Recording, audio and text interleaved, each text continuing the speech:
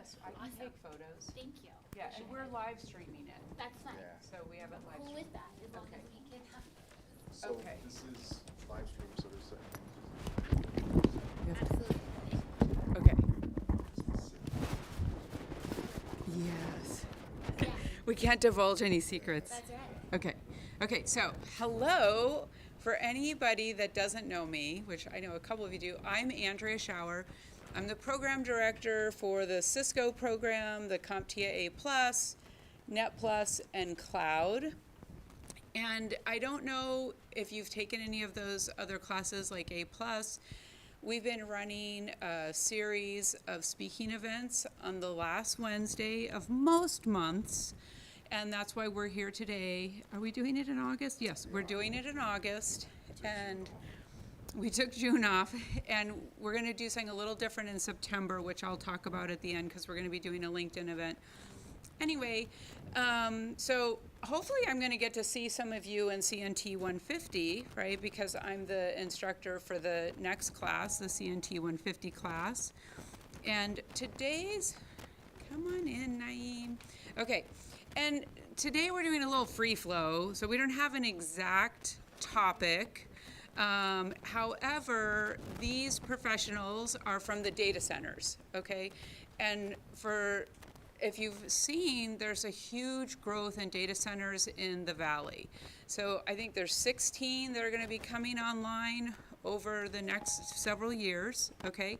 And the data centers, they hire all kinds of people, right? So, and IT is one of those pathways. Also OIT, okay, AIT, so there's a couple other things. So they're going to kind of talk about a variety of different things and answer questions if you have questions. Let's see, what else? I'm going to let them introduce themselves, okay?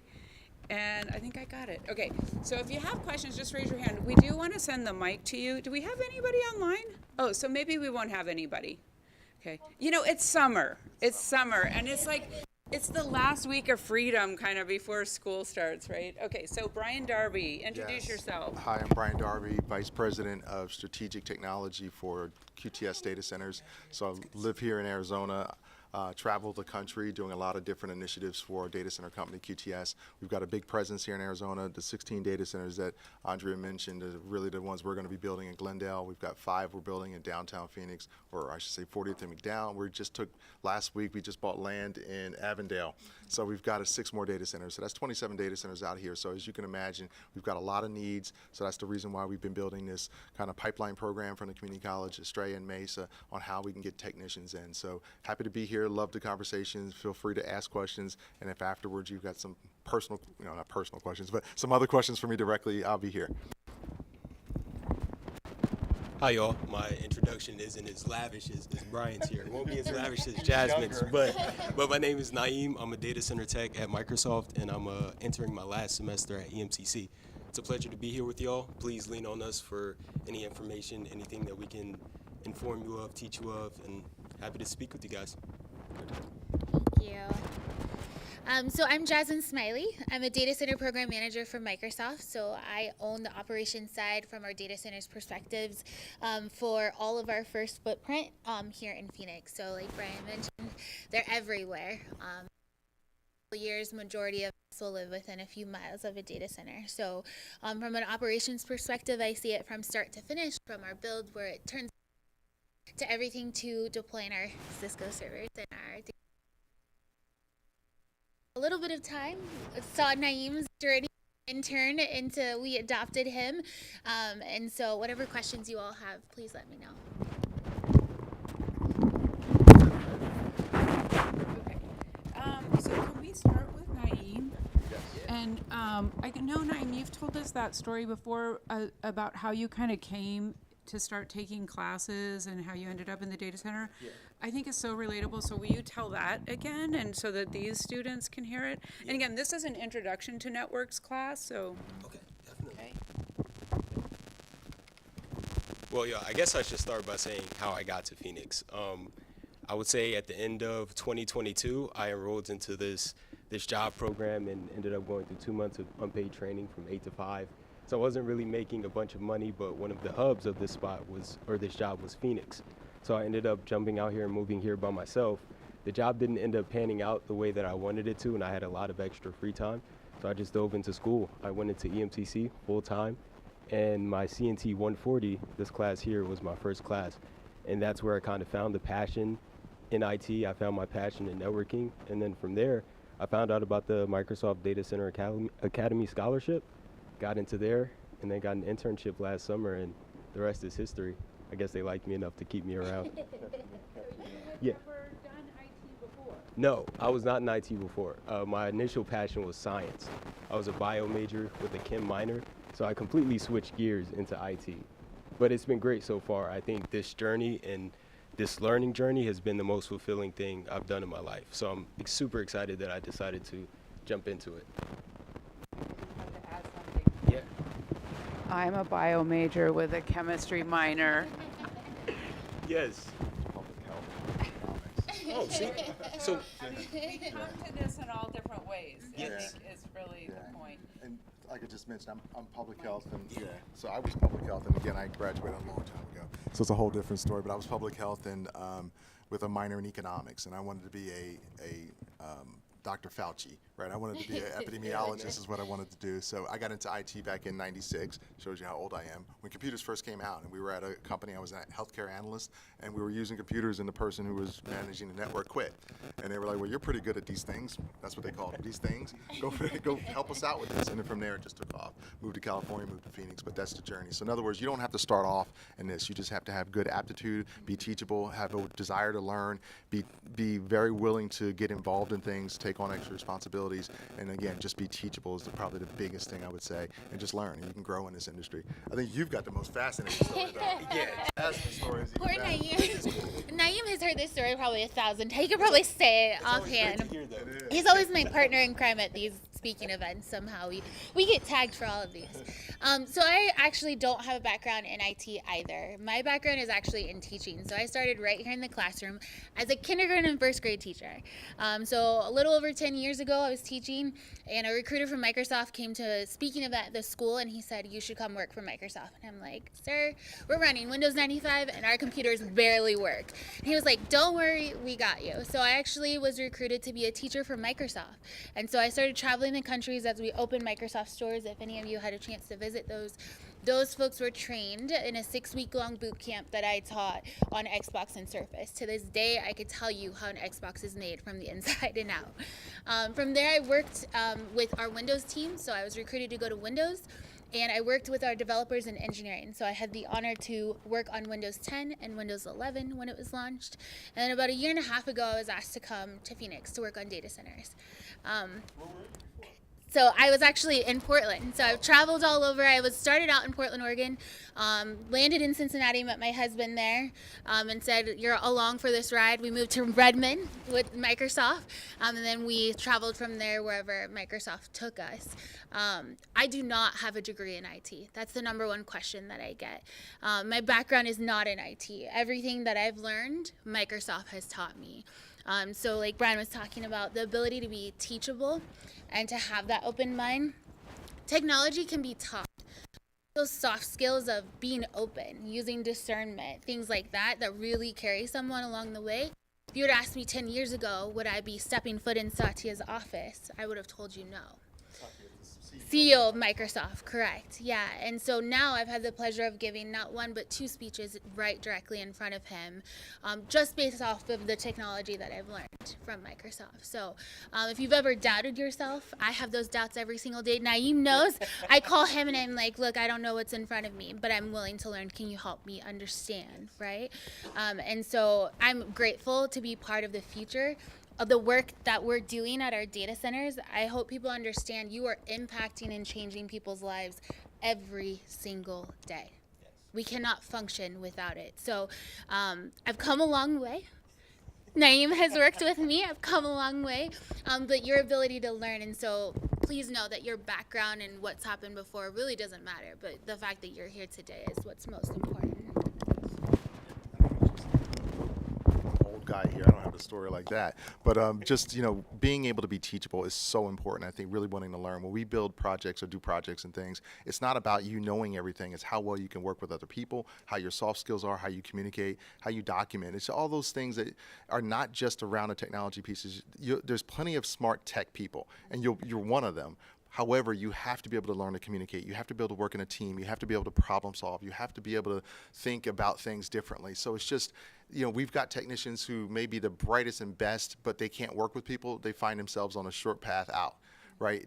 You can't be that type of person and have a long-term career if you don't have the ability to work with other people, do things with people that lead to success, and think about the bigger goals of the team. And those are the things that are so important for all of us, and that's why we're successful in the industry.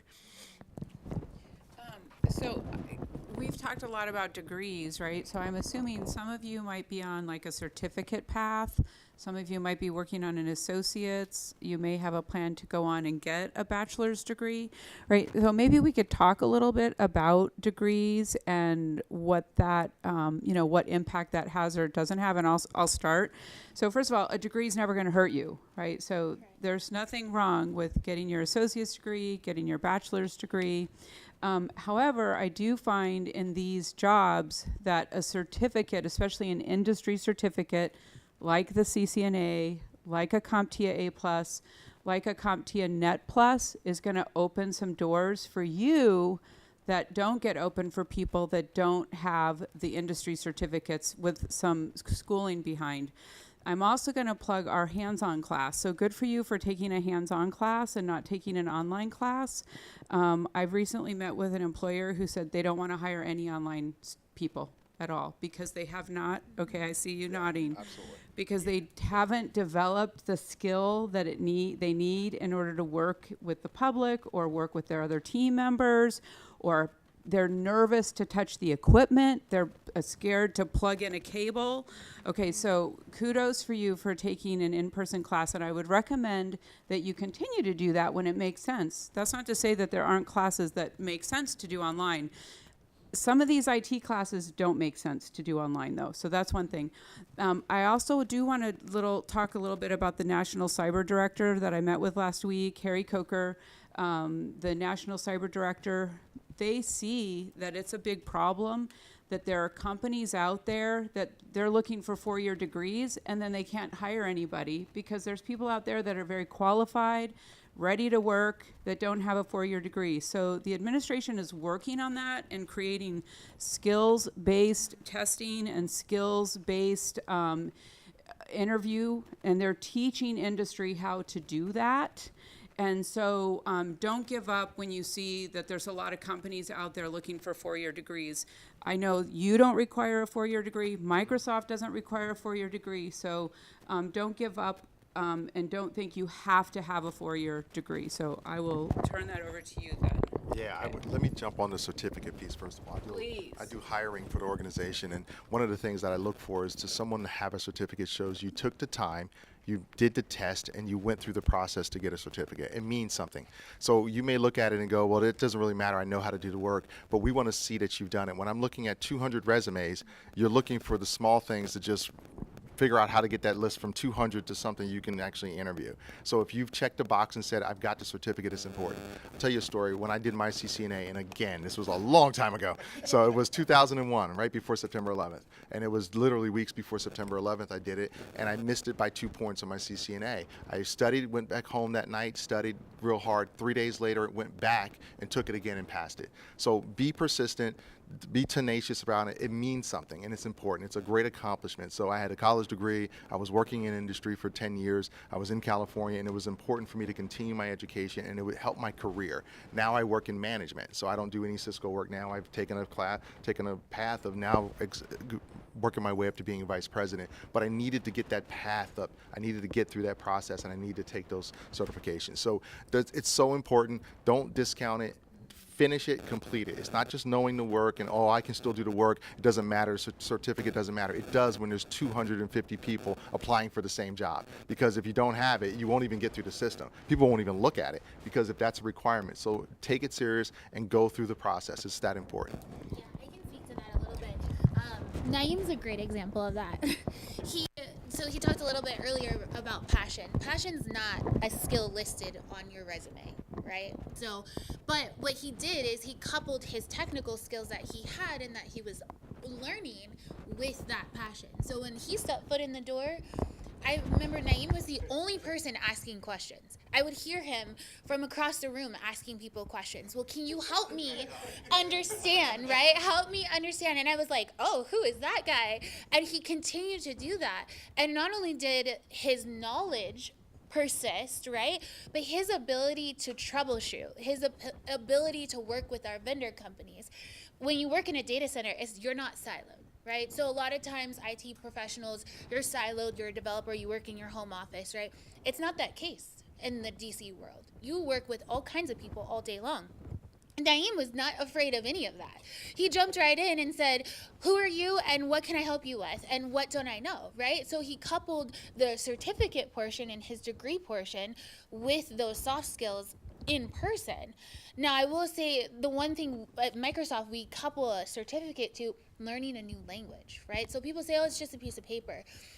It's like learning a language, right? You may not know the language fully, but you know enough to understand to get you in the door, right? And what you do with that is up to you. What Naeem did with that was up to him, and we hired him in a few months, right? Because we couldn't let that go. We couldn't let that passion go. So take that piece of paper, right? It is meaningful, not just for what it stands from a technical perspective, but it is your launching pad to do whatever else you need to do. And so he took that passion and he ran with it, and we see that in folks. We also see folks do the opposite, right? So we see folks come, they say, I got this paper, I know it all. Those are the folks that don't stick around for too long, right? Because they're not learning, they're not continuing that, they're not using that piece of paper to the full, right? And so we encourage folks, like Andrea was saying, it's important. It's important for you to get it. Now, we do understand from a Microsoft perspective, it is not available to everyone. A 4-year degree may not be available to everyone. And so as Microsoft has grown, as QTS has grown, we're coming to understand that availability of a 4-year degree does not determine someone's quality of work when they walk in the door. Naeem didn't have that 4-year degree when he walked in our door. But I could tell you the value that he brought was so much that we were like, he can't leave. Sorry, you're stuck with us, right? And so we look at that holistically from the whole view of like, what is that person bringing? And regardless of the background, regardless of what's happening, right? We're gonna look at that whole picture. But again, having that edge and having that little bit just gives you that little push and gives you that little something. And so when you get in the door, you're like, okay, I got something to work with, right? You're not completely lost, which is helpful. Yeah, I don't have anything. Certifications are great. I have it scheduled for August 18th. Okay. Okay, good. So next time we meet then, you You'll will have your that. CCNA? Okay, duly noted, so it's so important, yeah. It's a great accomplishment. Cybersecurity, do you want to touch on that? Or? Yeah, go ahead. Yeah, and so talk about one of the things that we see a lot of is cybersecurity, right? We see a lot of young people go, I'm going into cyber, and it's amazing the amount of people I see doing that. And I just want to maybe just give my thoughts on what we're seeing and what I see. And when you see young people, I think there's this perception that they're going to be saving the world. They're going to be sitting in a dark room with their hood on, with 12 monitors, managing everything, and knocking down people from other countries who are trying to attack us. Yeah. And I think there's a certain sexiness that they think about it. And I can tell you from what I see, it's totally opposite. So it's very much policy. Like I don't really, cybersecurity in a lot of cases is more of a business function that may not even be part of the IT department. And the QTS sits as a separate department. So they can do testing and things like that. But it's not really working on the latest equipment. It's not really part of IT. It's a very much a business function. They are on many more meetings than I am. And they're doing things that are very much looking at to see what the firmware and stuff is, and it's not always sexy. So I would just say, go into it with eyes wide open, be very clear as to what you want to do. It doesn't mean you can't get into it, but what I would say is doing your A+, your server, your Net+, and some of the CCNA classes and stuff, and getting a network path is a great career. There's always going to be switching and routing and all those things you guys are learning. That's a great way, and then once you get in, you can move to other things. If you want to be more on the policy side and on the business side of it, which is cybersecurity, that's fine. But what I would say is just be mindful. When I hear people say they're 22 years old and they go, I'm in cyber, well, realize what that means. You're not working on a lot of the things I need you for. So don't tell me you're in IT. You're not. You're in a business this function that's a little bit different. So they're not part of our meetings, they're not included in an organization because they're very much a separate function. So just do your research, think about that the right way, but you can always get into that, but you can go through it the right way through IT is the way I would suggest doing that. So just my 2 cents. Yeah, couple it with something that's tangible as an IT skill, and I think that would probably be something that maybe gets you a little further faster. And again, that's an option, and there's nothing against cybersecurity. Just understand it, because I think there's this perception that it's the sexiest thing out there, and you're going to be doing all that in the dark with a hoodie on. You're not. Don't buy a hoodie. Well, some people are doing that, okay, but not a lot of people, and not entry-level people, okay? not at So I all. think the real thing that I want students to understand as it relates to cybersecurity is we have a big need for a lot of cybersecurity people. There's no doubt about that, so don't underestimate the need. But there's a realm of IT that we need a lot of people too. And over 80% of all cybersecurity professionals started out in networking. And the reason is because there's not a lot of entry-level jobs in cybersecurity because of the depth and the breadth of knowledge that you need to be a cybersecurity professional.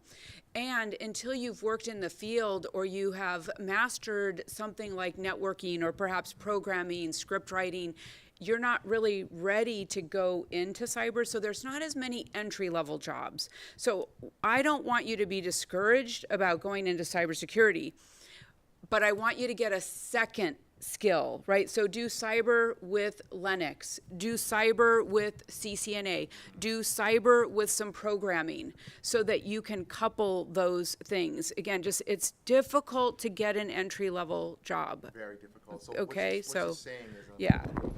just to amplify that message, it makes you more marketable, right? So if I see a resume come across and you've got the CCNA, you've got the other things that go with it, it just makes you more marketable. And just remember, you're competing against that stack of 200 resumes I have, and you're probably only get 2 or 3 seconds if you even get to my desk, right? You're probably not going to get through the system. At Microsoft, you definitely won't get through the system because it's just that big, right? You have to think about the volume of things that people that are trying to do those things. So I think there's this perception that, well, once they see this, they'll think that I do this and they'll get it. Don't expect us to get it. There's too many people that we're looking at and too many people that are sending your resumes through. So to stand out, make sure you have real tangible skills. Did you have a question? Oh, okay, just stretching. So did you want to add to that? Yeah, for sure. And I would say from a Microsoft perspective, Brian's right. We get thousands and thousands of resumes every single day, but the edge that you have, right? What sets you apart? Andre is correct. We are not sitting in a room having no impact, right? What we want to hear from you is what impact are you going to make and what sets you apart from someone else. From a cybersecurity perspective, it's almost like it's its whole other function for Microsoft, right? Like they have their own building, their own whatever, right? We rely on them to keep us safe. But to Andrea's point, it's not linear, right? It's not stair steps. It's some people start in IT and maybe they go to cybersecurity, maybe they go to operations, maybe they go somewhere else. I would have never guessed I would have landed in Windows if you would have asked me, right? And so your ability to pivot is based off of what you're learning and where you're passionate, right? And so we try to, again, place people where they have those interests and where they're passionate, and that is not a straight line. You may go all over the place and try a whole bunch of new things. When it comes to that interviewing process, when I'm interviewing someone, I actually don't like to look at their resume. And it's simply because I want to hear what sets you apart. And if you can't tell me, then I'm taking a peek at that resume and say, how did you get here in the first place, right? Because you should be able to speak to that. And then you should also be able to speak to what impact you want to make. If you haven't thought about that, that's the edge I'm looking for when I have a resume. Naeem told me that, I heard it from across the room, right? When he's talking to us, I'm like, this is what he wants to do. Oh, by the way, we need to keep him, right? And so we're advocating for people like that. We're fighting for people like that. To Andrea's point, there's not enough people like that in this industry. And so we find ourselves with a stack of 1,000 resumes, and you get 2 that maybe you carry over to the next round. 1,000 Or resumes, 1. 2 people. And even then, it's sometimes you're like, on paper it looks good, but in that interview, it didn't feel right, right? It doesn't feel right. I could tell you within about 30 seconds whether or not it feels right in an interview. When you've been doing this for a long time and after so many, you just get that inkling, right? And so someone's ability to come in and connect the dots and kind of beat me to it, that's where I'm like, okay, we're golden, right? Because I know when you're out there doing what we need to do, again, making an impact every day, I'm not holding your hand. You got this, right? And so that's where we're relying our trust and putting in the technology. But those two worlds, the worlds of cybersecurity, networking, they cross. But it's not linear. And so people, we hear, Naeem and I have been doing this and multiple classes, and oftentimes they're like, okay, I'm taking this class and I'm taking this class. And we're like, and then what are you going to do? And the room gets quiet. And everyone's like, I haven't thought about that. I haven't thought about what I'm going to do next. We're like, you should think about what you're going to do. Have you done your homework? Have you talked to the right people, right? And using your resources to do that. And so you can tell when there's a difference, and you can see those folks who have done that, and they come knocking at our door and they're like, hey, right? And so I would encourage folks to not think of it as a straight line. To Andrea's point, give yourself something else to hold on to and practice those skills now. Yeah. Yes. No, I will have one at the end of this semester. So this is my last semester. Yes. But So- you're working in networking. Yes. So do you see what happened with him? Like he started as an internship over the summer, and they kept him. He doesn't have a degree. He didn't come from out here. Like, how did you get that job? So Like, I will it's tell- amazing. I Like, have to because say- of his, yeah. his I have soft to- skills, yes. his personality, I have and to his speak to ability that, to yeah. communicate. And I think those are the soft skills around him. You have to have an attitude and aptitude. Yes. And that's what we can do. We can hire you on and bring you there. And it doesn't have to be Naeem's attitude and aptitude, right? So, I mean, you are, so there's all different types of personality types. Again, so I don't want you to think that you have to be like, oh, I'm willing to, I don't know, dance on a box to get this job. That's not what we're talking about, right? Yeah, so there's, Naeem had a counterpart in his internship. T. here, talk of the thing. Who she was the complete opposite of Naeem, right? Naeem's, like I mentioned, he's loud, we can hear him, I love him because we're similar in that way, right? But T was the complete opposite. She doesn't say two words to you, right? She's very quiet, very concise. Come in, you barely hear her, right? She killed it. When I say she nailed it, same thing. When it came to be impactful, when I asked her, what is going on? She could tell me from top to bottom. Right? She knew. I heard her asking questions. She would email and ping and do all the right things to ask those questions so she can continue to learn. From an outsider's perspective, though, she was quiet, right? It didn't matter, the personality, but she got it. Right. Right. Issa's the same way. She is one of our top technicians that we have. Barely hear from her. Killing it, right? supposed to be here today, but Yeah. So the personality is not it, but those skills behind it. While we love his personality, we're gonna get her to one of these, I promise. And she is the complete opposite, but her ability to execute was there. Right? We didn't have to tell her anything about it. Sorry, I saw your hand up. Did she used to work here? She did. Did she? Yeah. Did she? Yeah. Yeah, she's amazing. Learn from her. Yeah, she's great. And so I would say those two pieces, right? The complete opposite, put them in a room. But what they both shared was that passion for learning. She's constantly learning. Naeem's not done on his path. He doesn't even finish all his schooling, right? And we were like, sorry, right? When it came for his internship to be over, I literally sent an email to the hiring manager and was like, do not let them out of our door. That's all it said. Right? Because I can imagine having anything else. And that they hadn't even interviewed yet. So, complete opposite. And that's a great story. And I think what she's also touching on is maturity, emotional intelligence, it's that ability to be teachable. It's all those things. So when we talk about not just personality as a great personality, but his ability to have emotional intelligence, right? It's not just the technical things. It's not just the IQ, it's the EQ. Being able to talk and communicate.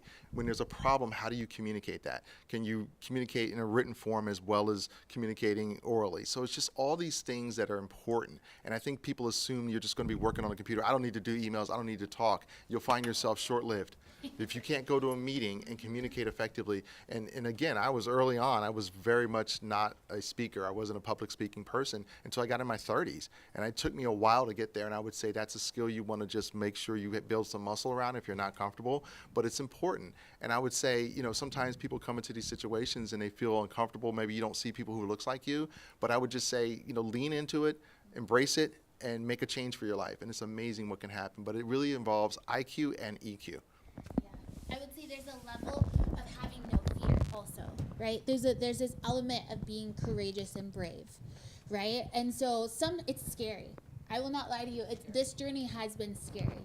Not knowing anything from a technology foundation perspective and walking into these big rooms that often seem even bigger with people who have been at this for longer than I've been alive, right, is oftentimes scary. But reading the room, to Brian's point, and also understanding how to communicate in a way that exudes bravery, there are times when we have to ask those hard questions. I don't understand. Help me understand. I may not be able to give you a yes today, but if you teach me, the next time you ask me, I will be able to, right? And sometimes it's hard to be that person in a room, to say, I don't understand. Can you help me understand that acronym or whatever it is on the screen, right? But your ability to do that tells the folks in the room, like, they got it. You got it, and it's okay. And so it builds that trust in you. But oftentimes those conversations are scary. Naeem and I face that every single day. It's scary, right? We don't have all the answers, but we know how to go find them and partner with the right folks who do.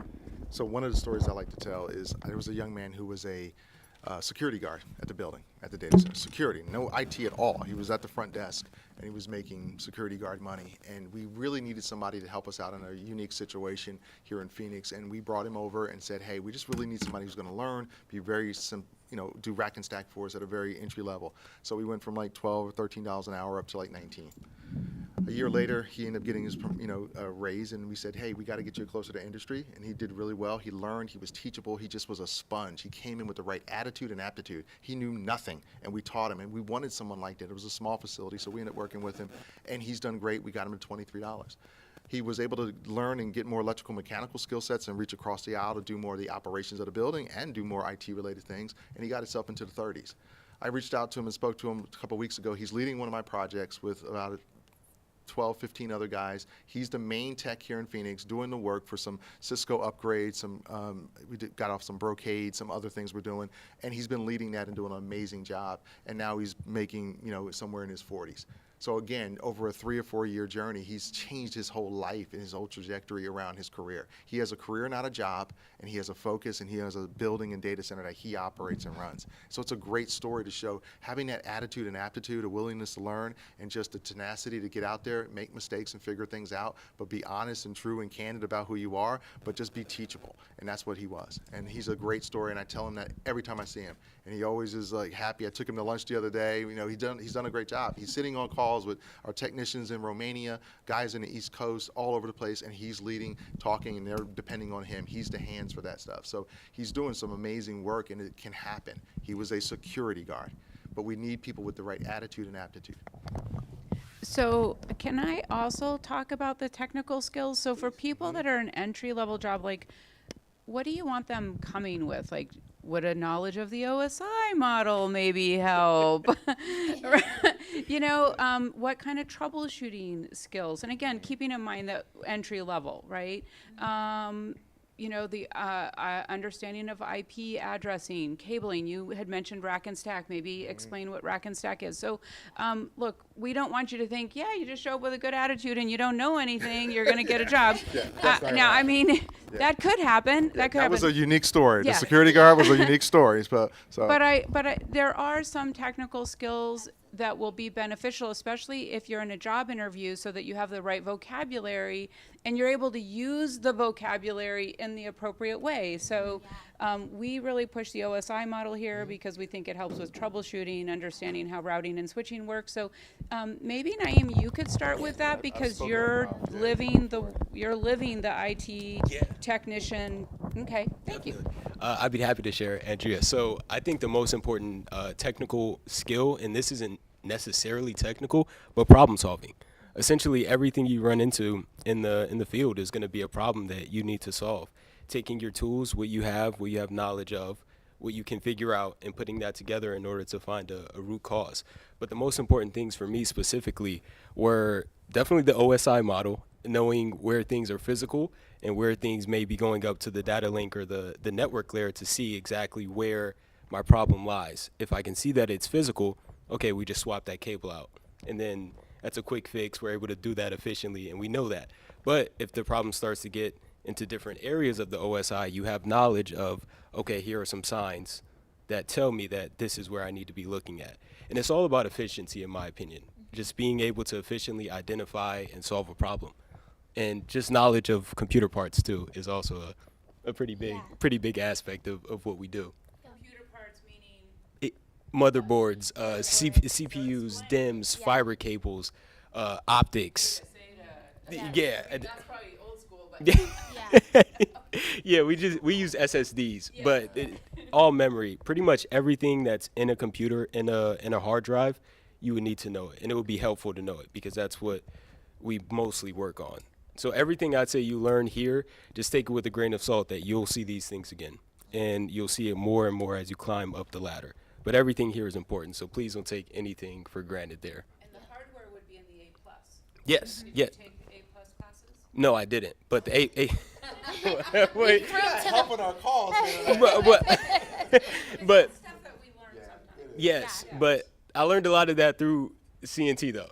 To be fair, Yes. I learned a lot of aspects that way, and I learned on the job. My ideology was that I'm going into this thing without an A+. So the purpose of my internship was to learn the things that I would learn in the A+ within the internship. And I think I did a pretty good job of being able to see these parts, know what they are, know what they do, how they work together.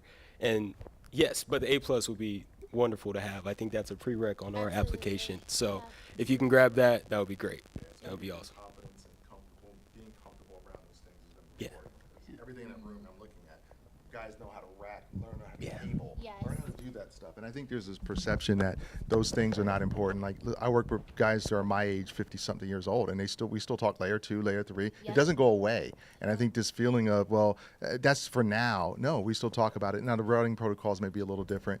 And again, my CCNA was in a long time ago, but we use BGP is really what we use, right? BGP is the routing protocols we use. And so, for bigger networks, but I mean, just learning those things is so important. I mean, I was on an email thread today, and it was like, okay, it's a layer 2, layer 3. What are we doing with this?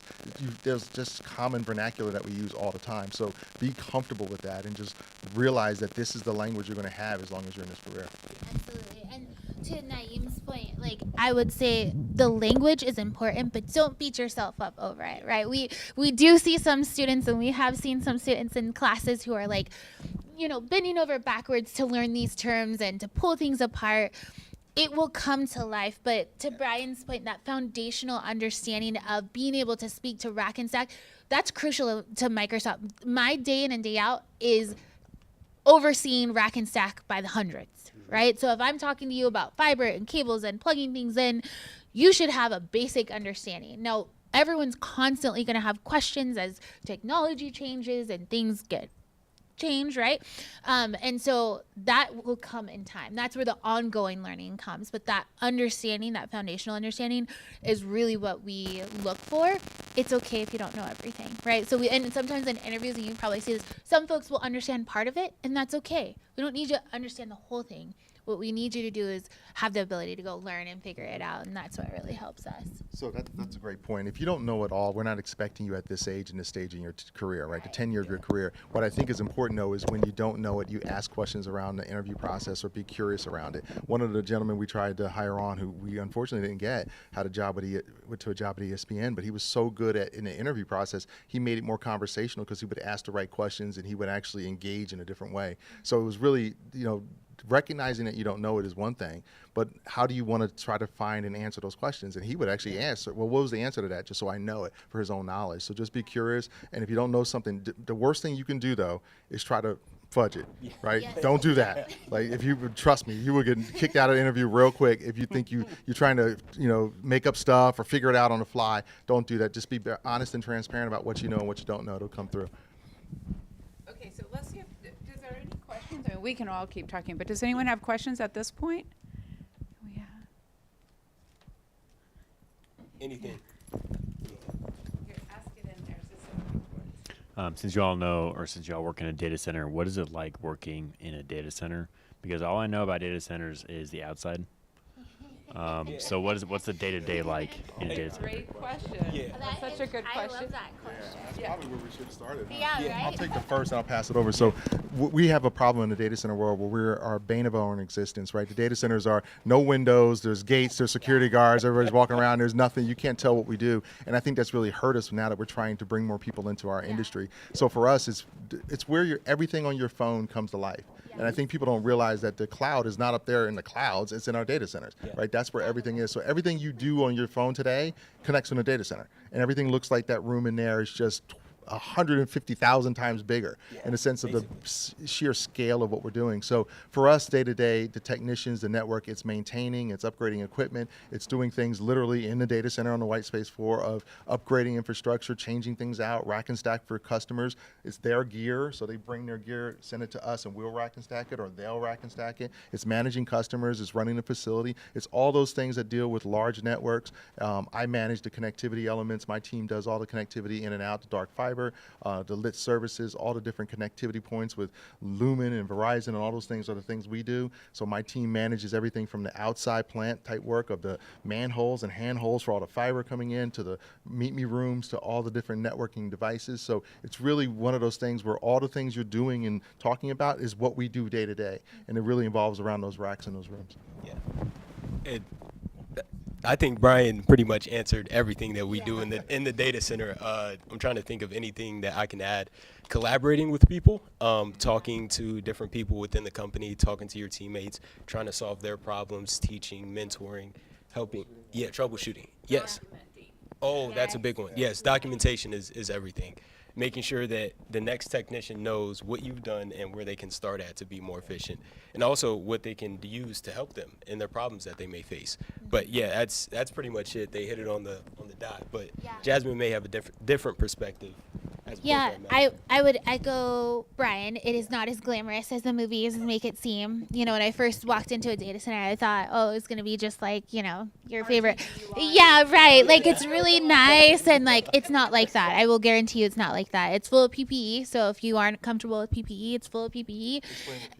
So your personal protective equipment, so things like hard hats, safety glasses, everything. I will be honest with you, I am not that girl. Like, I work in this world, but that is not my world, right? And so you are very hands on the ground. You are right there with the equipment. You are right there with the cables. But it takes people. So to their point, there could be anywhere from 5 to 150 people in a building at any given time working on any number of those projects, from our connectivity to our rack and stack to the racks coming in deployments. From my perspective, the building operations, right? So making sure there's lights and water and all of that good stuff that our employees are taking care of, right? And so there's a lot more to it than just the cables and just making sure that functions. There is the customer impact side, so documenting those things, but making sure things are up for our customers.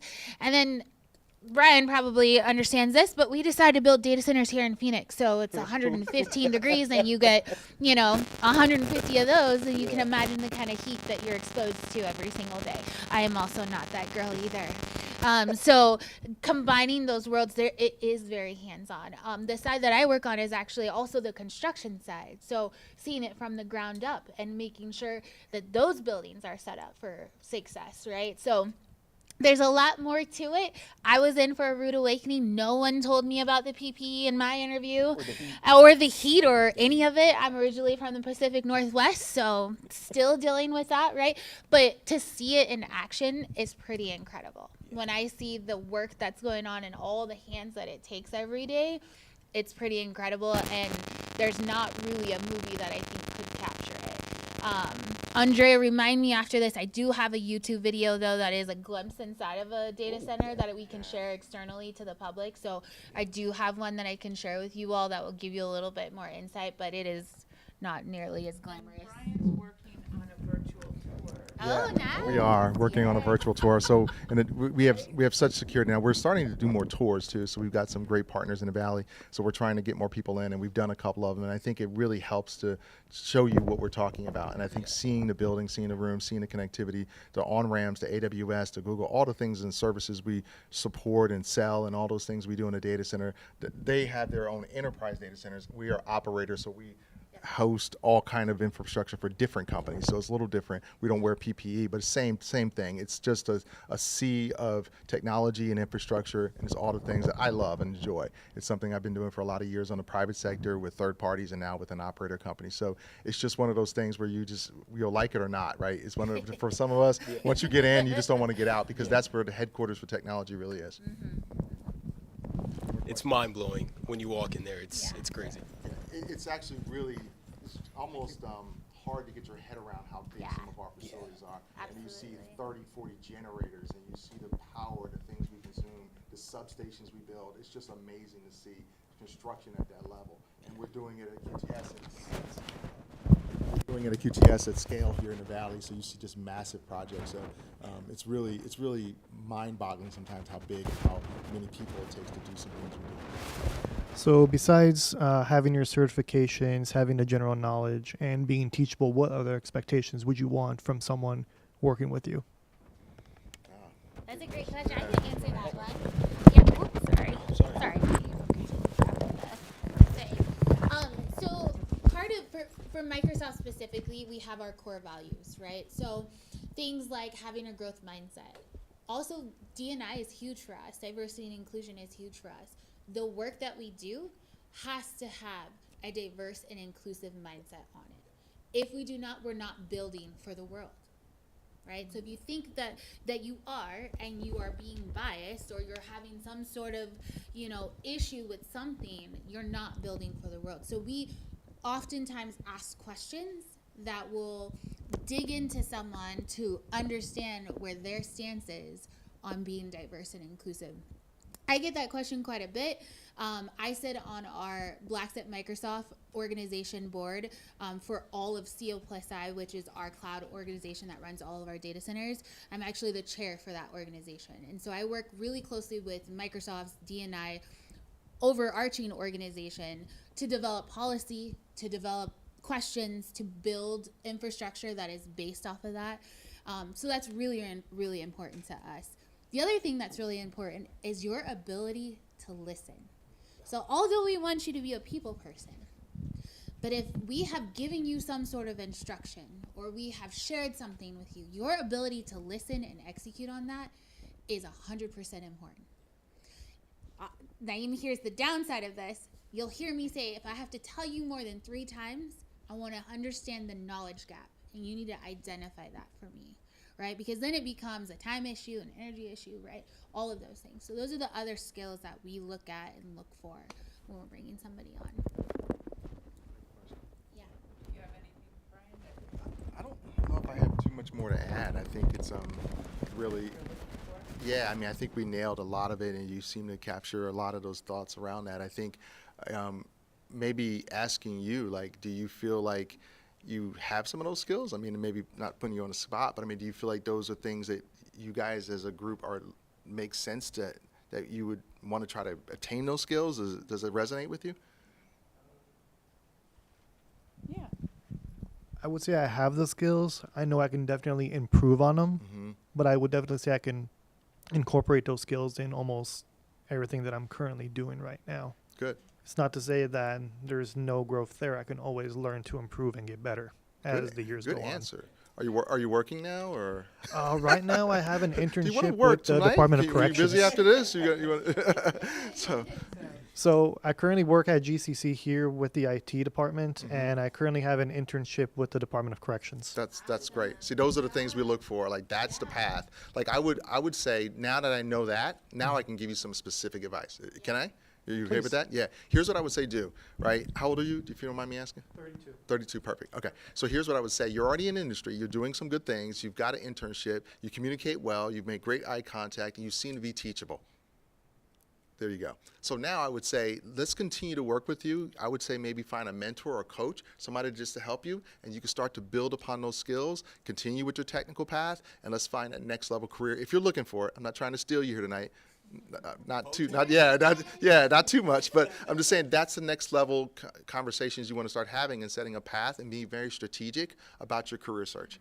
Right? Not casting this wide net of doing all kind of things. Be strategic, figure out where you want to work, what you want to do, and take those same skills and what you just said to me, hone those things in, get a mentor, and then see what your next level step can be. That's what I would do with you.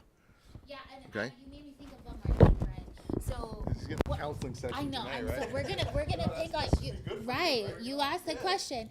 So now, one thing that we talked about was, I can't remember which class it was, but one of the things that we also look for, and I encourage folks to do, is ask yourself, how well are you handling the conflict now? So when things go wrong today, when you're at the corrections facility or when you're in this space or working here, how well are you coping with the things that don't go well now? Because the three of us will tell you 9 times out of 10 our days do not go as planned. Very rarely do they actually go like they're supposed to, right?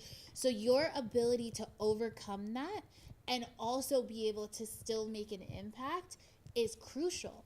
So ask yourself, what do I do when I have this to-do list and I only get to one thing on the to-do list? How am I prioritizing? How am I executing on that? How do I feel about that? How does my team know I feel about that? Right? Because it's going to affect the people around you. So Naeem and I had talked to another class about that, right? What are some of the things that folks have an opportunity with? That's where we have an opportunity, right? So it's not when it goes right, but when it goes wrong. That's a great point. One other piece of advice I would say is, I tell my kids this, my son gets tired of hearing it, and I really didn't understand it until I got in my 40s, but to work more on your career than in your career. And there's a difference. And it really means that thinking more strategically, stepping back to some of what she was just saying, and stepping back about how are you performing, what do you need to do, being more strategic and working on your career, as opposed to just the day-to-day grind of things happening to you. Take more control over it and think about it differently. And when I started to step back from that and start working on my career and on my life, it changed.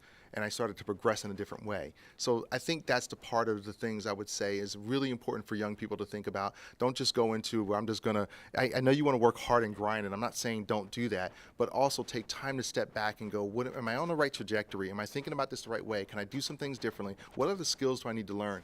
Like, for example, some of the things that we see at the IT level is that we'll have great technicians. They're horrible with Excel and Word and some of those basic stuff. You got the hard stuff down, at least I consider that the hard stuff of, knowing routing protocols and all the things that do very sophisticated things technology-wise, but you're not great on having meetings or leading meetings or communicating or figuring out those things. That's working on your career, not just, well, I just do this, I'm just good at this. We see that too much. Be able to think about your career holistically and think about working on it and not just in it. I can't tell you how many Microsoft folks are actually not good at our own products. Yeah. Right? So things like Outlook and OneNote and all of those things, Yeah. right? So think Yeah. about that Yeah. from a full picture. Isn't that funny how that works? Like, you're like, dude, how do you know how to do Question. BGP? Yeah. And like, you can't type an email. Really? So, yeah. Yeah. Did that help you? Did that help you out? That was really good questions. Yeah. What's your name? Demir? Okay, nice to meet you. Good deal. Hi, my question was just, my first question was, what type of different positions do you guys have in the data center? Yeah, that's a great one. We got all kinds of them. I saw a stat. Oh, yeah. Right. Yep. I saw a stat. There were like hundreds. Yeah. Hundreds of different. Yeah, so we have hundreds. So that ranges from, so you think of a program manager. I'm a program manager, right? That's a broad umbrella. We have data center program managers. We have operation program managers. We have, yes. So we are doing the managing of specific items. Mine in particular is projects start to finish, right? Projects within the building, and then facility operations for me, DC operations. So we have tons and hundreds of those roles. We have technician roles, which is what Naeem is in. We have critical environments in our building. We also have logistics, which is our actual, what you think, logistics, receiving in boxes. And to some folks, that may not seem like anything, but when you're receiving those, you're going to learn everything there is to know about them in and out, right? And so we have a wide range. On the construction side, we have IT program managers, we have IT build operations managers, we have folks who need to run the construction hands on the ground from a fiber install, right? So there's a wide range of positions that we have open. I would encourage folks to do their homework and look at the wide range of descriptions. Oftentimes they look at technician and say, that's where I want to go. You might be surprised at some of the other positions that we have as well. And No, I was just gonna say, when she was talking about program management, I was just gonna say, I'm coming from a background of change management. Yes. And worked in a fintech company and then got laid off, and now I'm trying to pivot and find something more technical. Yes. So I've taken some online classes. I think it's true, you get more out of doing stuff hands-on, as I've taken 2 prior in system admin, and then I did the Google Cyber Security. But this class, I mean, I was so glad when I saw those. I was like, oh, I get to touch those. But I think you get more out of going in and doing stuff, because I'm like, okay, if I saw pictures of it and I go into a real data center, I was like, is this that router, or is this the switch? But now I know, because you know, I touched it and I plugged stuff into it. So yeah, so I'm pivoting, and I'm just, you're talking about data center, and I have to do my research. yeah, I gotta talk to her. do your thing. Yeah, so that's great. So first of all, thank you for sharing, and thank you for talking about your journey. And that's never easy, pivoting. So I appreciate you bringing that up. So I want to speak directly to you. This is a chance for you to maybe do something very different and get into an industry that's growing leaps. We can't hire people fast enough. Okay, that's why we're here to talk about that. So there is a place for you. And you should find a place in the data center industry, because you are the right person. The way you communicate, the honesty, transparency, and your teachability and what you're trying to accomplish is the type of people we want to see. So don't let, we would love to have more women in our industry. So please, that's a big thing. So yeah, no, don't go to them. Come to me. Come to me, right? Come to me, right? So there's no, we work together, and we want to build pipelines and programs that bring people into all of our data centers. So really for us is people like you that are maybe at a career change, or maybe at an inflection point in their career and they want to do something different. We have careers in doing everything you can think of. Systems, tech writers, different type IT functions, security, project management is a massive industry that you may be very good if you came out of change management. So there's a lot of things. I do a lot of strategic work for the company. So I do strategy work. So there's just a lot of different things you can get into. So take your skill sets, know what you're good at, understand your strengths, and present yourself accordingly. Yeah. Okay? Yeah. Yep. Absolutely. One thing I will add to that as well. I just want to make sure I got to her. No, that's good, man. That's a good answer. One thing I'll add to that as well, don't think, so these roles are, some are specific, right? So some do require the technical background. Engineers, developers, network technician, right? Program management, however, I am not racking and stacking. Let me be clear. I hire someone to do the rack and stack. However, it is my job to understand what goes on and understand so I can support Naeem, support my teams in-house, support the customer impact, right? So there's a difference there. So we talked about earlier the edge, right? So that could be your edge of, hey, I have a foundational understanding. I don't necessarily need to be out there doing the rack and stack myself. I will partner with someone who can do it for me, but let me do the program management side because they can. Right? So partner those two together. Yeah, I want to add something for all of you that have had another job or any kind of a job, even retail, right? Whatever skills you developed in that job, you can take them into your IT field, right? So if you have change management, whatever it is, like you can take that. I mean, I've had several nurses, like after the pandemic, people were like, oh, I got to get out of this field. And that seems very different, right? However, there are skills that they learned. They learned how to work with people. They developed empathy. Like there's all this stuff. They can take that into this career, okay? So you have to just figure out how to massage that to work with where you're going, okay? Take those transferable skills and be able to package. Yes. What I would say to you, what I don't want you to get lost into is the 250 resumes and you not peer. So really be clear on identifying your value proposition, what you're good at, where you're going to be able to add value, where you're going to be to work and do things that impact the organization. Be able to be really clear on that. What we see with resumes is just a rambling smattering of just stuff that everything you've done since you're like 5 years old on a resume. It doesn't make sense. We don't read it. So be very precise. Your resume should probably be at this stage 1 page, but be very clear as to what you can do. Articulate your message, articulate your strengths, and know your strengths. Take StrengthsFinder, Standout 2.0. Understand your strengths to be able to articulate that and lean into those things. Again, success sits at the intersection of what you like, what you're good at, and what the world needs. Dropping knowledge, you like that? Might steal that one from you. Right? We'll write that one down. That was A couple good. more questions. Yeah, a lot of thoughts, but how difficult is it to get into the data center field from someone who's kind of an outsider, who wasn't an intern, who is just kind of starting now and has the credentials, but you know how job searches are, how it's like a sea and you have no idea where to go, you're just submitting resumes, you're just going in. So, So- explain. Yeah, I can take it, yeah.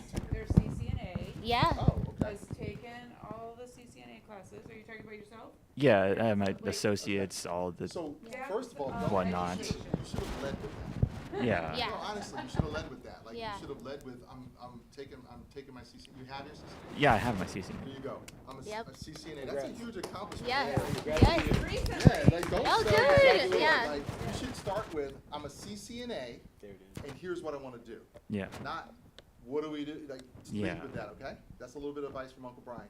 Make sure you lead with that, because that's Yeah. important, and it shows you did the work. And so don't sell yourself short. I would say to not be part of that 250 that kind of don't even get through the system. Be very clear around what you want to do, what you've had experience with. Make your resume concise, make it clear, hit the topics and points that you want that the job description needs. Tailor your resume to the job description. But I would also say to everyone in here, network. You have to know people like us. When I get a resume for someone I see, I send it right to the recruiter from me, and that way it gets a little bit more attention, and I can say, Yeah. here's somebody I really want to. It's about who you know, and I know it sounds like cliche, but it really does. So you should be, literally, when I left this class last time, I had 35 people connect with me on LinkedIn, and you should. Like, Yep. you should have all been connected with me on LinkedIn by now. Yep. While we've been talking, or if not by tonight. Yep. You should have those connections. You have to know people. It does help. You don't have to know people, but I should say it really does help sometimes Yeah. because there is a number of people. But you're a CCNA, so that's a great accomplishment, and I would leave with that. Define your resume, define your value proposition. You're teachable, willing to learn, and get out there. Yeah, and I echo Brian, do that, and then ask yourself, what do you want to do once you're in the door, right? So oftentimes we get people who say, I want my foot in the door. Cool, your foot's in the door. Now what are you going to do, right? Because I want to know what you're going to do, because I can get a lot of people's feet in the door. But what I can't do is direct them on what they're going to do next. Yeah. And so I want you to think about that. But I would agree with Brian. Present yourself in that way. Your question to us, my suggestion to you would be, here's what I would love to do. What resources do you all have for me? Because we are your resource, by the way. Naeem knows that most of the other classes I lead with, we are now best friends. You didn't know it, but we're now best friends. Whether you go with Brian or you come with me or whatever, we are now connected because you know me, right? And so your ability to speak to that, when I ask you, what do you want to do when your foot's in the door? You should be, right? One thing after another. You should know that. Because I have a lot of people I get their foot in the door. But in that, then I have to let go. Right? So then it's up to you once you get in the door. Resources, both of them. They can Yeah. just like that. And I think Yeah. too, Yeah, it's also I do. like really interesting to think about. When I explained it this way, when our recruiter, like our poor recruiter, is trying to hire, she's looking at and seeing so many. She wants you to take this job because she has a list of 50 jobs she's got to fill. And she's just like, oh, good God, hopefully this is the right guy. She wants you to be the guy. Make her life easier. So think about it like that. She is wanting you to be successful. She wants you to be that person that can articulate what they're doing, be teachable, communicate effectively, come and show up with the appropriate clothes on that represents the organization, have the camera facing directly here and not off to the side of your head. you'd be amazed at how many people fall into that category. Oh my God, like it's just amazing. Like be professional, be ready, be clear. You'd be surprised at how many people fall off because they can't do a video call or show up late. Like just if you, it's so unfortunate to see, but be the person who solves her problem or his problem. Right? I think when you think about it like that, be the one to say, I'm going to take this job off her list because I'm going to go get that job. That's what we want to see. And I remember telling somebody, would you just take the job, go get it. Get on a call and tell her you're the person. Speak up. Like stop playing so shy about it and recognize she's got a problem she's trying to solve. So go fix it for her. Show her that you're the right person, you're teachable. You don't have to have all the right answers, but you will get it. You're going to be the right person. You will be surprised. I get calls all the time from HR going, oh, we found a guy. Thank goodness he's the right guy. I can't wait to get him in. That's what we want. Because we don't want to search for it. We have work to do. We don't want to do job searches. So be the person to answer that call and solve that problem. Yeah, and I will add the concept of hey best friend, right? I'd come up with that concept, I don't know, 200 speaking events ago, right? But the concept is, as your best friend, I'm going to tell you what you want to hear and what you need to hear, right? When you are somebody's best friend, you know, those conversations with your best friend and you're like, hey, like, probably shouldn't do that, right? Probably shouldn't show up with your hair sticking up and just rolled out of the bed for your interview, right? Those are the kinds of conversations that we will have because I want to see you succeed. Brian wants to see you succeed, right? So as your best friend, the conversation's coming from a place of love and success, not from a place of like, hey, I'm trying to be harsh on you, but I want to see you win, right? So when you are best friend with someone, you care about their success. I love that Naeem is my best friend. He came in as an intern, right? As my best friend. He has heard good, bad, upside down. Hey, probably shouldn't do that, but let's do this instead. His success shows from that conversation, right? So think about those things. Take what Brian's telling you, take what we're telling you, not from a place of like, hey, man, those people, when they came and talked to us, they're a little nuts, right? It's from a place of we want to see you succeed because we know that everybody in this room can succeed, right? So we tell people that out of a place of we want to see you win, we're here to help you to win, but we can only take you so far. Right? That networking can only take you so far. You have to take those resources and then run with it. And to that point, don't underestimate. Like, be prepared. Like, not just emphasize it, but I'm sorry, we're going to let you speak in a minute. I know. Just be prepared and be ready. And it's so important because we put our name on people and they show up and they're not ready. They show up and they underestimate the situation. Well, it's just an entry call. You have to get through that entry call before you go anywhere else.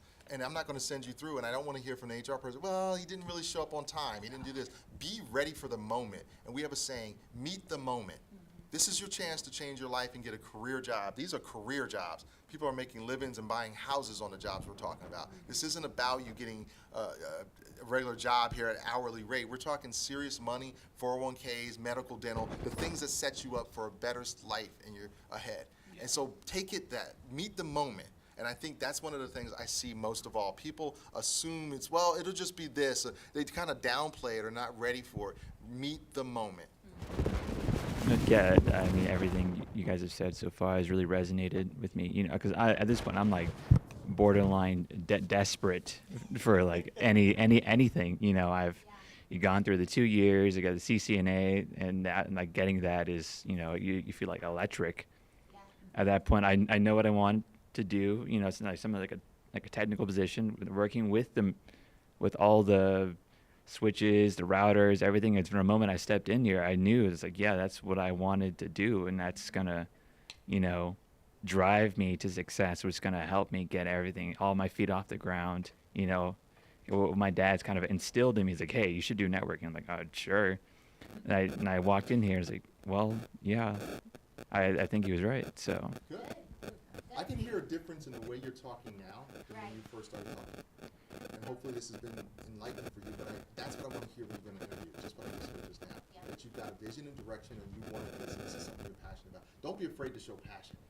Okay, because if I get one more person who mumbles on the interview and acts like they don't care, we just hang up. Like I literally left the room and left them in there to interview them because I don't have time. So I want to see that passion. Don't be afraid to say, I may not know all these things, but you will never find anybody who works harder than me.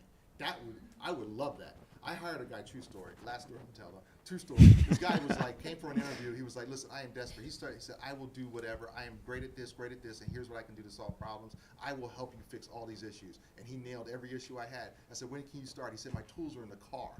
And he started the next day. And he was a great guy who needed it at that moment, and he met the moment. And he did great work for me for 2 years. So sometimes it's really showing your passion, showing your tenacity, and you may not feel like you know everything, and you don't have to, you're early stage, but you show that you got the tenacity, the interest, the desire, and teachability, the attitude, and the aptitude. That's what you want to bring in an interview. That's more important than the routing protocol. We can teach you a lot of that stuff. Now, granted, you have to know some of that. I get it, but we teach you a lot of that stuff. There's amazing stuff you can teach. You heard the security guard story. We'll teach you a lot of that stuff, but bring that passion and tenacity is what I would love to see. I don't see enough of that. Practice talking about yourself. Yourself. Yes. which is not Practice, natural. every single one of you have to practice talking about yourself. So I sit in another group. It's full of women. Shout out to all the ladies in the room. It's full of women in data centers. The number one thing we teach in that class, talk about yourself.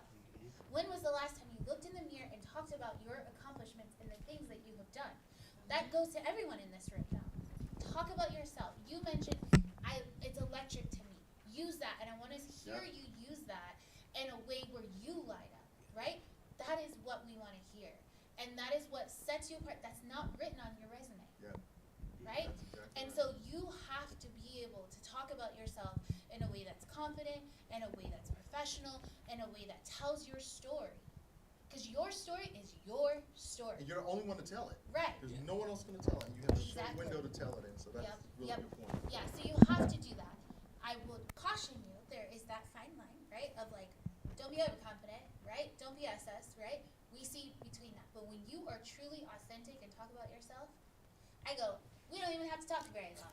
Great, hired. I'll see you on Monday. How many times, and I'll ask you this, how many times you see it in 5 minutes you know if you're going to hire them? Oh, absolutely. 5 minutes. I mean, probably even Absolutely. less than that. Like, you can see it when they walk in the door. You can see it by the first things they say. You see it by the way they sit in the chair. Like, you can see it. And then the other 25 minutes is really just performative if they're not Yes. getting a job, or it's much more foundational and progressive if they are. Because now it's like, okay, I can see you in the organization. You'll fit Yes. along with the team we have. Like, you can tell in a few minutes. So Yep. you've got that 30 seconds, 2 minutes, 3 minutes, 5 minutes, whatever that time frame is. You've got a short window to present yourself and be able to communicate your value, talk about who you are, share your experiences, and get that really laid out quickly. So it's not going to come from the paper. The resume is just a resume. It's really going to come from you articulating yourself once you get that interview. But you need a resume to get that interview. And Brian talked a little bit about, your structure. People take for granted a Zoom interview or a Teams interview, right? But your ability to present yourself through a screen and the time and attention and care that you took to get your lighting correct, to make sure there's no laundry, there's no whatever in the background that's inappropriate, right? No, your hair is combed, that you're not, if you are in your PJs, that we can't tell you're in your PJs, right? The care that you took when you turn that screen on, I could tell you right then and there that you were ready for that interview, right? Because it takes preparation. And when you're not ready for that interview. And when you're not Yeah, ready, It to shows. me, it shows you don't care. So now you're wasting my time, so I'm already irritated. And that's the first When I five. get That's in the there. first 5 Right, seconds. right. The first 5 seconds, and the interview's over. Yes. Right. And I would give the other one that, and tell me if this resonates with that I can't stand, is when you're not looking in the camera because you're on your phone. Now you may be taking notes. Yes. If you're taking notes, then just say you're taking notes or I'm writing. I remember telling Yeah. one person, would you stop looking down? And if you're writing, that's fine. Then write. But I don't need you. I don't know what you're doing, and you're not paying attention. And my time is really valuable. Yeah. So understand the context of what you're doing. If you're going to take notes on your phone, if you're going to write, just say, "You mind if I take notes? You mind if I do that on my phone?" I'm okay with that. But you looking away and all over the place is not professional. And I know these sound like little things, and I know I'm older, and I would prefer if you paid attention. And my wife is like, "I know this is a different generation, but my time is real valuable." And again, Yeah. I've got 250 people. I don't have to wait on you. Right, Don't have to. I got another 249 other people. right. So don't make it seem like I have to adjust to you. You have to adjust to me for that half hour. Yeah. And that being said, though, if we get on there and we're cutting up, that's a good sign for you too. Right? So if Brian gets on there and he's like doing whatever, not interviewing you, right? And I'm doing that and I'm multitasking, or I have a little one and he's in the background hollering or whatever, right? That's a good indicator to you. as to what you may potentially be getting yourself into, Yeah. right? It shows the care that we have for the interview, Yeah. right? And so it goes both ways. But we hear, Brian made the comment earlier, people say, oh, it's just my 5 minutes. It is. So we're going to cut this short because it was just not important to you. And smile. Yeah. That's one thing Yeah. that people never do in Yeah. interviews, but smile. Yeah. That's a Absolutely. So do you Yep. see how we focus more, just as much on the non-technical things as the technical things? Oh, I'm loud enough I now. know, So that's you good. probably don't need me, so for the other people. So I just think that those are all things that, again, once you get the interview, that's where so once you've got the interview, you've gotten from that 250 that I talked about to probably down to about 10. Okay, so now you're in the top 10, you have a 10% chance of getting the job. So now you've got that. That's where I would say the networking pieces start to come in more to distinguish yourself. So everybody that's in that interview pool now has done well on the video screen the first time to get to the screening. Their resumes show that they've gotten to that point. So now you've got to just work through that next 10 once you get that interview. So that's where the important parts come in. If you get a second interview, now you're down to the top 2 or 3, at least at QTS, and probably the same way. So now you can start to say, now it's going to come down to the finer details, and you will get challenged more in your technical abilities and some of those other things. But it's just really a weeding out process at first that's significant. So your resumes go into a black hole if they don't make it through, but your goal is to get through with the right resume, the right details, the right value proposition, and then once you get that interview, be ready, set, prepared, and that gets you to the top 10. And that's where you've got a much better chance of getting a job at that point. And practice. Please practice.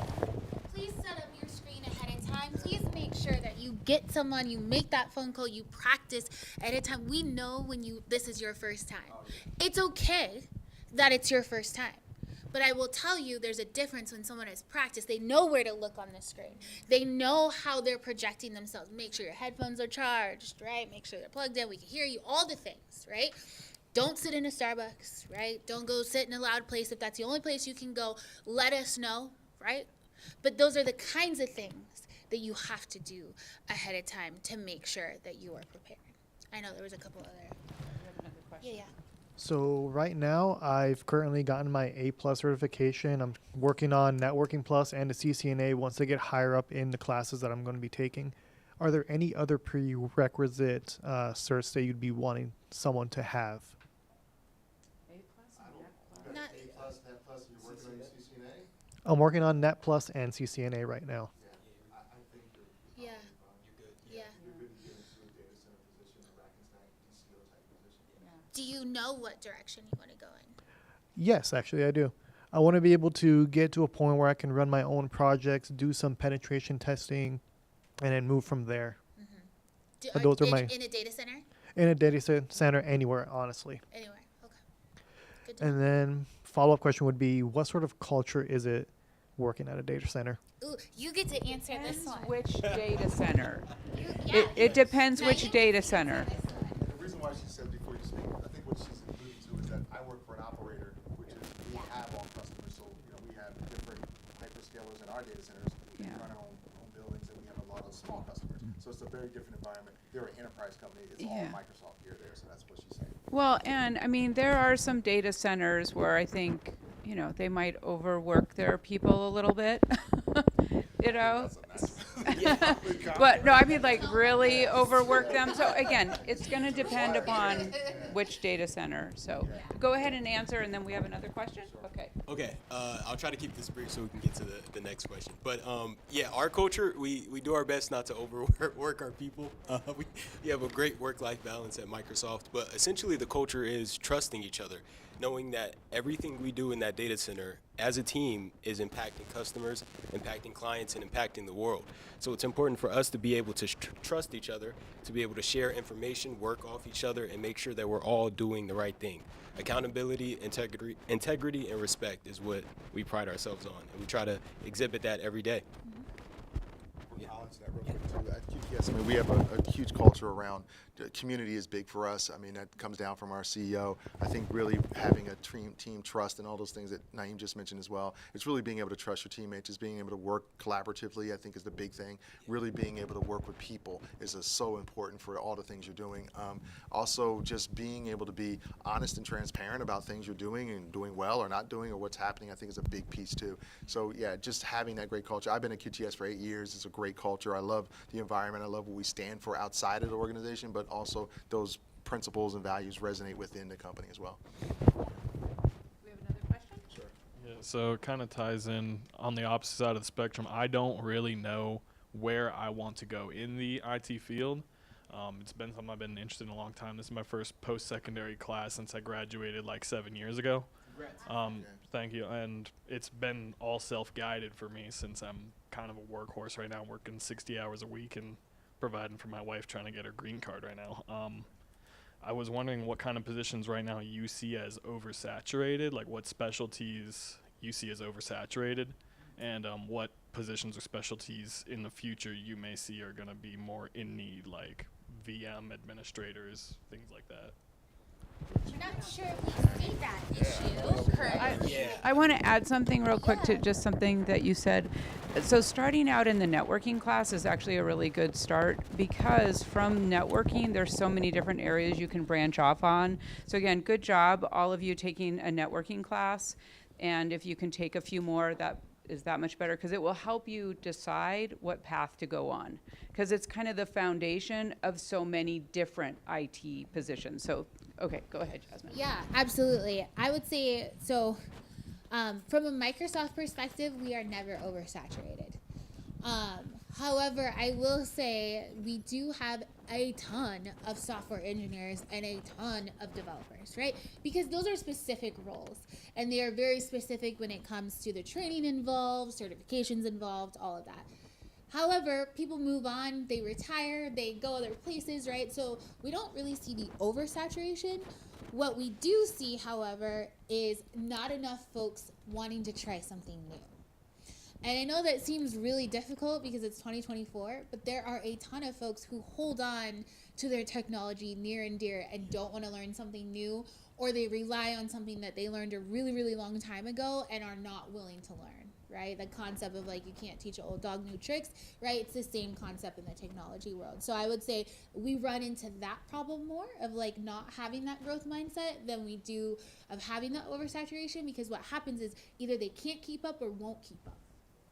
Right? And so that tends to weed people out because the technology moves on whether or not you like it. And so the ability to keep up with the culture perspective, but also the technology, some folks, it's just hard for them. And so we tend to see that more than we see an oversaturation. From a data center operations, we are building faster than we have people to even put in the buildings. So we are about 10 years behind where we should be right now. Yeah. Yeah.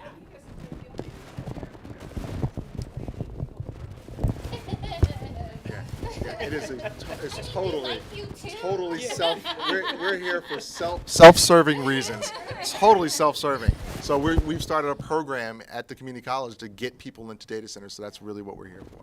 And I would just say, just real quick on that point, I would also say not just moving across the technology stack, but don't be afraid to do things across the business as well. Like there's other things. Like one of the things that I've always found is amazing and I do a lot of work with is the project management team. Our project management organizations and leaders are amazing, and you could do so many different things around systems things, but not necessarily just doing the actual work, but also leading and driving the budget, the infrastructure, the timeline, the schedules and all that. And I've found a lot of technical people like to go into that when they don't want to be quite into operations.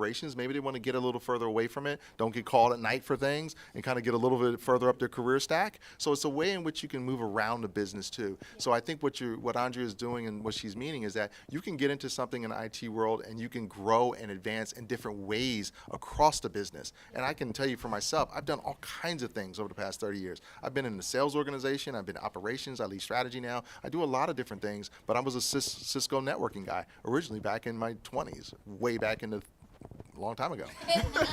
So, all right, way back in the 50s, right? All right, go for it. The data centers you guys mentioned, are those the same ones that I guess are Phoenix 10 and Phoenix 80 and Phoenix 70? Who told you that? Well, I was a contractor for ZT Systems, so I did some testing on actually some of the servers in there. But I guess I got a two-part question. I guess what I want to know is what would be an entry-level position for the Microsoft? Because I kind of seen it with contract, and I've been in a lot of the DCs. You work with like Simon and Michael. Simon at 10, and I worked at 80. It was my home. So I've been in, and I just want to know on your guys' side, what would be an entry-level position? Data center techs. Data center tech. Yeah. Most of the folks you see, the site services folks, when you walk into our general space, that's the entry level. Where's your accent from? I'm from Georgia. Yeah. Recognize that. Yeah. So what are you looking to get into? Long-term cybersecurity. Right now, like you mentioned earlier, more networking. So Good. Yeah. Good. I could use that information for us. Are you working now?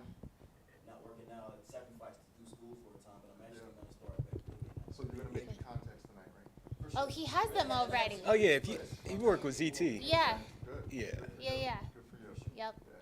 Yeah, for sure. Hi. You talked about in the beginning of your discussion about how cybersecurity isn't really something that you guys are technically looking for because it can branch into a couple of different things.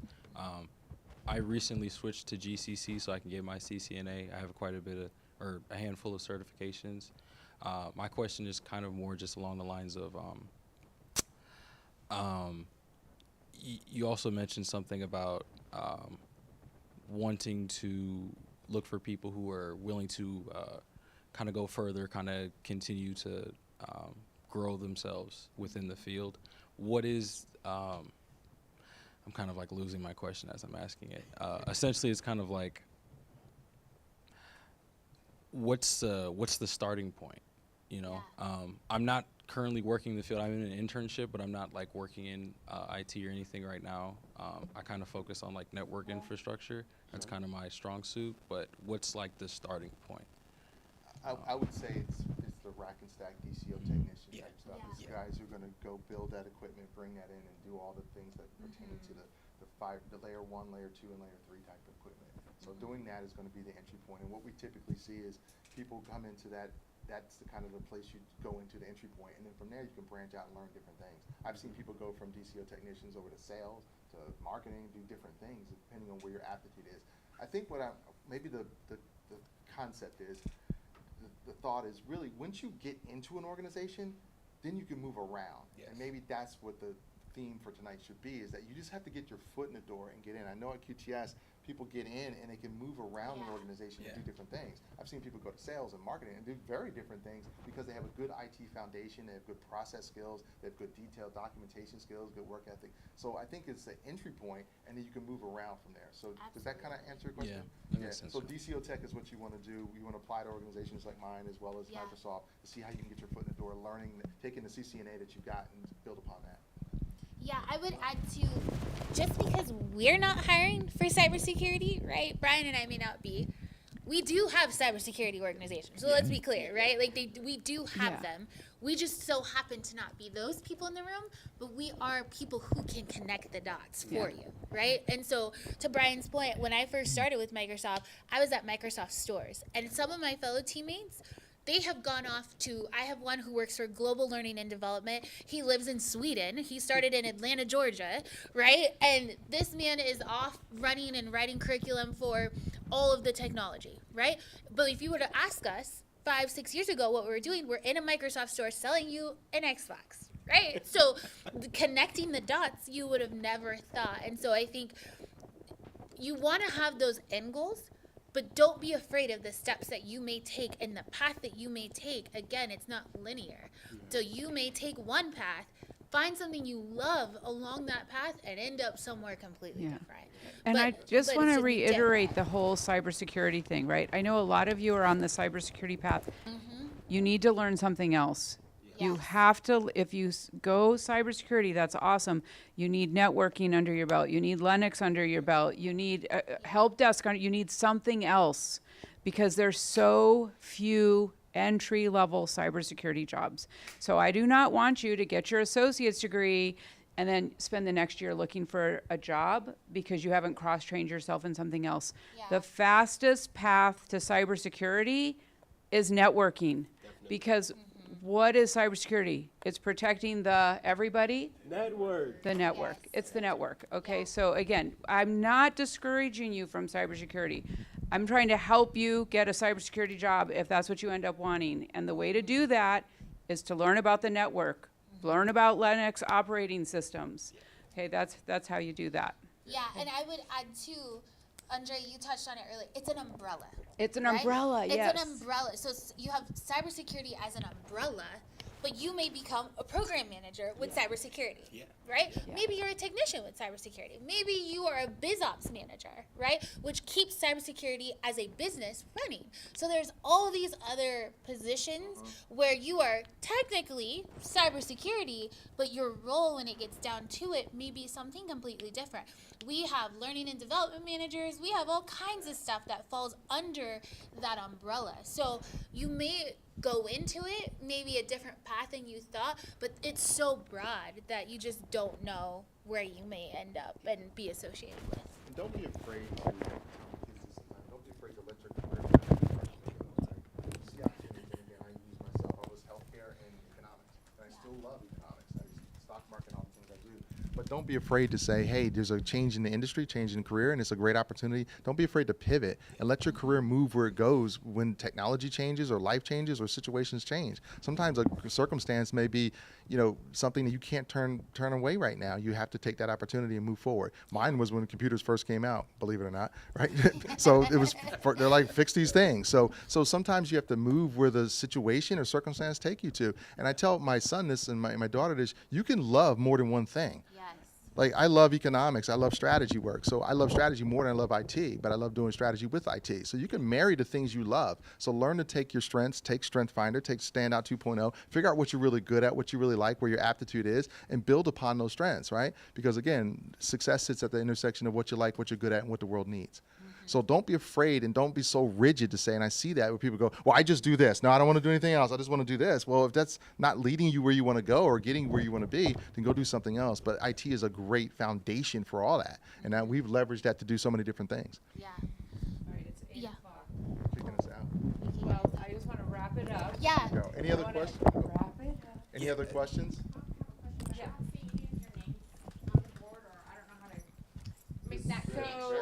Make that connection. Write them for you. Let's see. Okay, so Brian and Naeem's information is on the flyer that's in your announcements. And then we can write it on the board, right, for everybody? Yeah, we'll write on the board. And then I also just want to throw out there, so we will have an event in August. I don't know, do we have a topic? No. Just Okay. Come, I thought you had a speaker. I'll bring some, we will have a more industry, we brought Jasmine. Okay. We will have a more Okay. defined topic, but it's very much entry level, helping Yeah, you we're- guys yeah. on all these types of IT things, very similar, but maybe a different perspective, a little bit slightly. Yeah, so we'll have this event the last Wednesday in August. We live stream it, so if you're not able to come in person, you can watch the live stream. And in September, we're having a LinkedIn event. So instead of doing the speaker series, right, instead of, I thought it was in addition. okay, probably in addition to, on Friday, the 27th of September, we'll be having a LinkedIn event here, and encourage all of you to come because we're going to teach you how to use LinkedIn. We'll have a human resources person. We're also going to have our career services person. I will be there, Brian will be there, maybe Jasmine and Naeem will be there. And so it will be a chance to kind of start your LinkedIn account and or to freshen it up. And I think that will be helpful. So again, just kind of put that in your mind as to some things that you might want to consider doing. Can I just say, let me tell you why it's important. Because that 250 people that applied, the first thing they're going to do is go out to LinkedIn and see what your profile is and see what you do, make sure it's set. So if you think it's just about, well, that's not the social media, I'm on Facebook and all that, we don't care. Figure out your LinkedIn profile. That's the professional place to be. Yeah, well, maybe Instagram or whatever. But you have to have a LinkedIn account and make sure it's sanitized and clean. We don't want to see your dog. We don't want to see nothing we shouldn't see. Don't expect to get a professional next level job and your profile and your personal life is in shambles. Figure it out. Get yourself cleaned up. Get your resume, get your LinkedIn profile and your hair and your view and everything lined up. If you're trying to get to that next level, more levels, more devils. New devils. Figure it out. Do the work.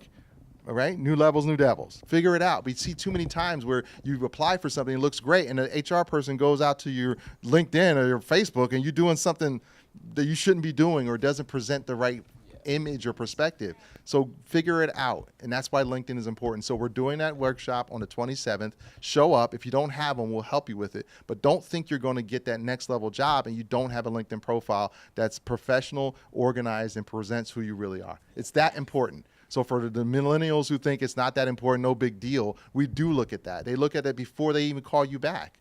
So think about that. Yeah. It's important because there's too many times people fail for those reasons and they don't get it. I'm a And- Zoomer, and it's important. Just want to throw that out there. I'm a I'll also tell you, like, these people are going to call me, and they're going to call Leslie, and they're going to ask, hey, I see this student went to GCC and they have their CCNA. Were they in your class? Yeah.